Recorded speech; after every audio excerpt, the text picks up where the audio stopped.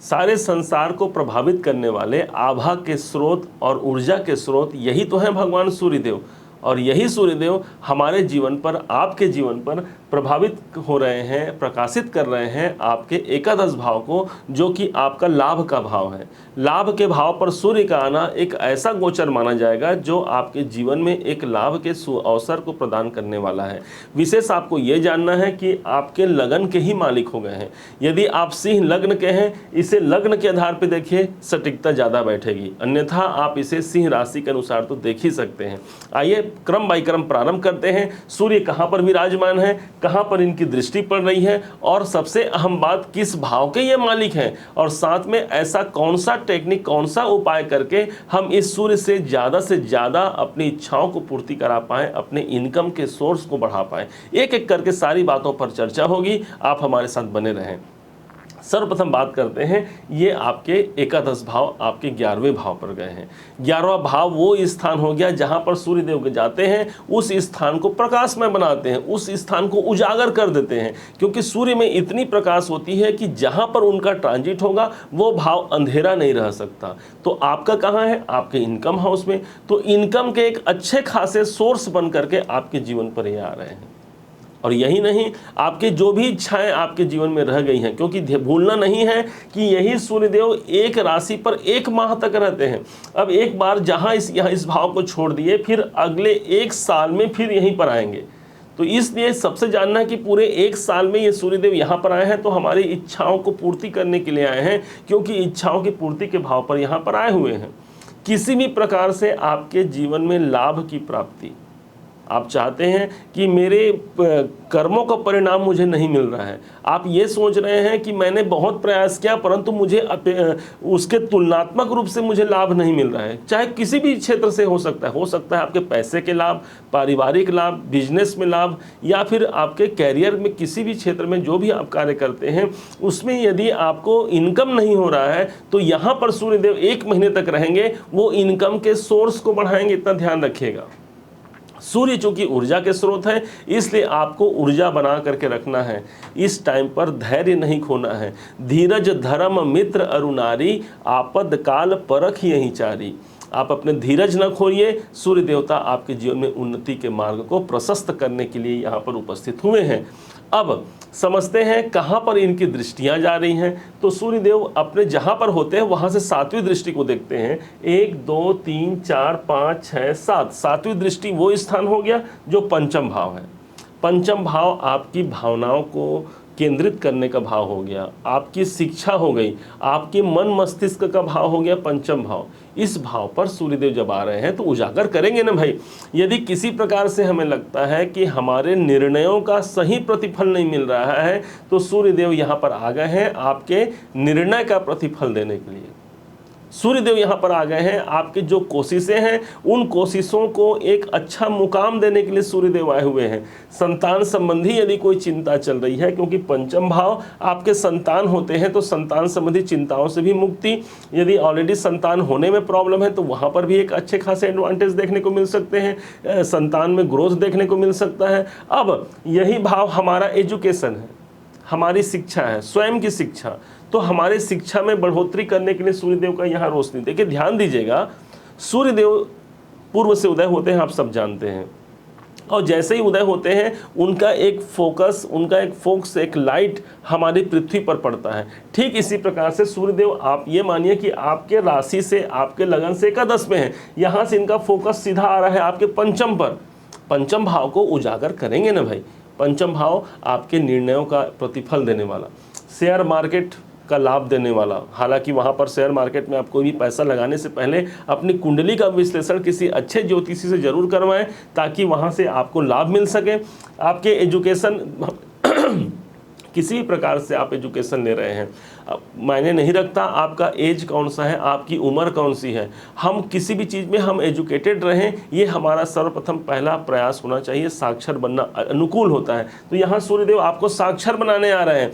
देखिए मायने ये नहीं रखता कि हमारी एज क्या है, हम काम कर रहे हैं भाई, हम कैसे एजुकेशन लें, हम ज्योतिष का काम कर रहे हैं ना भाई, लेकिन उसके बाद भी हमें दिन प्रतिदिन अपनी शिक्षा को बढ़ाना पड़ता है। आज ग्रहों का ट्रांजिट, सूर्य यहाँ पर है तो कल बुध यहाँ पर आ जाएगा, शनिदेव यहाँ चल रहे हैं, और गुरुदेव आपके भाग्य पे चल रहे हैं, ये सारा हमको नॉलेज रखना पड़ता है। ठीक इसी प्रकार से आपको भी अपने जीवन में जिस कार्य से आप जुड़े हुए हैं, नौकरी करते हैं, नौकरी का एजुकेशन आप बढ़ाइए, क्योंकि आपको सैलरी आपको पता होगा आपके टैलेंट के अनुसार, आपके एजुकेशन के अनुसार मिलता है।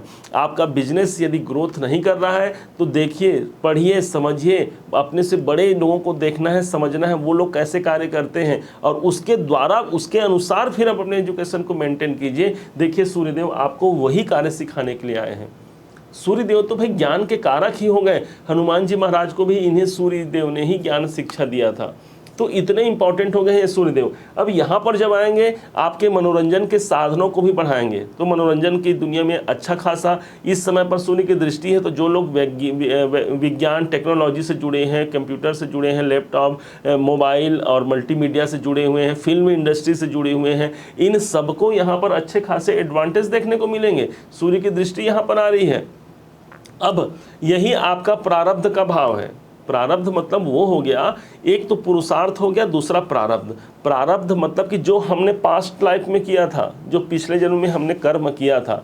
याद रखेंगे सूर्य जब जब गोचर के दौरान यहाँ पर आएंगे या यहाँ पर सूर्य की दृष्टि मिलेगी, व्यक्ति को प्रारब्ध का फल मिलता है। तो इस अनुसार जो आपने पूर्व में कर्म किया था, जो अच्छे कर्म किए थे, उनका भी सुअवसर आपको प्राप्त होगा आपके प्रतिफल के रूप में। अब सबसे इंपॉर्टेंट समझते हैं उस भाव को जिस भाव के ये स्वामी होते हैं। तो सूर्यदेव आपके लगन के स्वामी हैं भाई। बाकी के लिए वो अलग अलग भाव के स्वामी हैं, लेकिन सिंह लग्न के मालिक ही होते हैं सूर्य, सिंह राशि के स्वामी ही होते हैं सूर्यदेव। इसलिए लगन के स्वामी का एकादश में जाना आप देखेंगे इस टाइम पर आप अधिकतर जो है सोशल सर्कल में ज़्यादा रहेंगे, आप सामाजिक कार्य में आप ज़्यादा संलग्न हो सकते हैं। अकेले आपको रहने नहीं देंगे, क्योंकि एकादश भाव आपका सामाजिक दायरा हो गया। आप इनकम के लिए आपका शरीर ज़्यादा कार्य करेगा, मतलब मेहनत करेंगे आप, और मेहनत का प्रतिफल भी दिलाएंगे, क्योंकि शरीर भाव का स्वामी गया हुआ है यहाँ पर एकादश भाव में। कैसे मुझे प्राप्त, आपकी आत्मा कहाँ रहेगी? हमने एक वीडियो बनाया था कि आपकी आत्मा कहाँ थी, आपने उसे देखा होगा, नहीं देखा होगा तो देखिए आपकी आत्मा कहाँ है। तो सूर्य जहाँ होते हैं आपकी आत्मा वहीं होती है। तो जन्म पत्रिका में आपका सूर्य आप देखेंगे, लेकिन आज के डेट पे सूर्य का गोचर जहाँ होगा आपकी आत्मा वहीं होगी, आपका ध्यान वहीं होगा। आत्मा वही वो स्थान हो गया जहाँ पर जुड़ करके हमें बहुत इस दिल को खुशी मिलती है। कहाँ पर मिलेगी? एकादश भाव में इनकम प्राप्त होगी और दिल को खुशी मिलेगी।